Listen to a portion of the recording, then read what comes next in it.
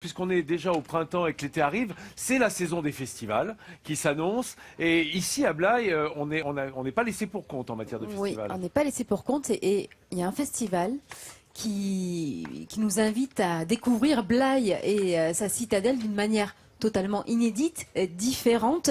Vauban lui-même n'aurait pas imaginé que cette citadelle ferait un merveilleux décor de théâtre en plein air. Chaque année, Blaye, les chantiers, organisent un festival où on peut découvrir des troupes amateurs, professionnelles. Regardez, on en parle juste après. Excuse-moi de te le dire comme ça, mais ton problème, c'est que t'es tout le temps en train de dire des trucs pour noyer le poisson. En fait, t'es là, mais t'es pas vraiment là. Il s'excuserait presque d'être là, en plein cœur de la citadelle de Blaye. Ils sont pourtant au bon endroit. C'est incroyable, j'arrive pas à réaliser là. Dans ce cloître millénaire, cette quête de sens prend une toute autre dimension. C'est génial. On ne peut pas jouer sur l'endroit. L'endroit, forcément, influence aussi l'histoire qu'on raconte et qu'on ne peut pas faire contre. On fait avec.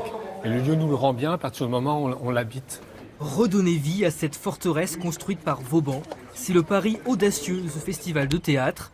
Objectif atteint, à en croire le public. C'est un lieu sublime pour le théâtre, pas seulement sur des planches, mais autour de pierres, dans un décor naturel et extraordinaire. Il y a un petit peu plus d'intimité, disons, et de facilité aussi d'accès au spectacle. Et puis c'est pas cher en plus. Je pense que c'est un bon apport de culture qui met à la disposition des gens, même modestes, un travail de qualité. Arrête de me mouiller! Une scène ouverte, appréciée des troupes amateurs comme professionnels, avec un maître mot, rendre le théâtre plus populaire. On m'a enterré avec. Quel gâchis! Il ne faut pas se couper des gens. Il faut tendre la main, il ne faut pas prétendre qu'on est des artistes et qu'on détient une vérité absolue et qui même me suivent. Je crois qu'il faut écouter, il faut apporter aux gens, non pas forcément ce qu'ils attendent, mais quelque chose qui ne les déroute pas. Et il y a quelqu'un qui connaît très bien ce festival ici, c'est Mireille, puisque Mireille, vous êtes à l'origine, on va dire, de ce festival, une des chevilles ouvrières un petit peu. Rendons à César ce qui est à César, je ne suis pas à l'origine. Je fais partie effectivement de la troupe qui a organisé le festival à un moment donné, le tout premier festival de théâtre. Et j'ai organisé moi pendant 3 ans ce qu'on a appelé le pré-festival de théâtre. Donc c'était en 92, 93, 94. Donc on faisait une semaine de spectacle amateur avec toutes les associations de bénévoles du coin.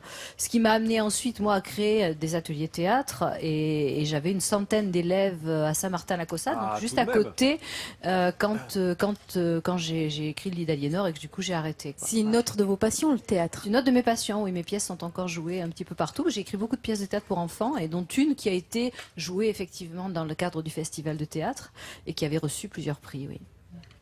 Ah, voilà. Ah, qu'est-ce que vous voulez, hein?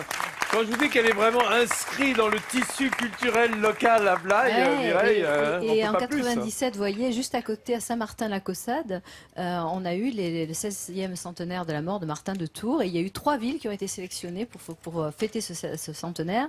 Ça a été Tours, évidemment, une autre ville de France, et Saint-Martin-la-Caussade, donc avec 3000 bénévoles, donc des gens en insertion, comme je l'étais à l'époque moi aussi. On a monté un spectacle son-lumière, quasiment un spectacle que j'ai écrit et qui a été déposé aux Archives nationales. Donc je vous conseille vivement aussi d'aller donc découvrir ce festival tous les mois d'août ici, Mais on va le faire, ici à Blaye. Ludivine, puisqu'on est si bien accueillis. Merci Ludivine Tachon.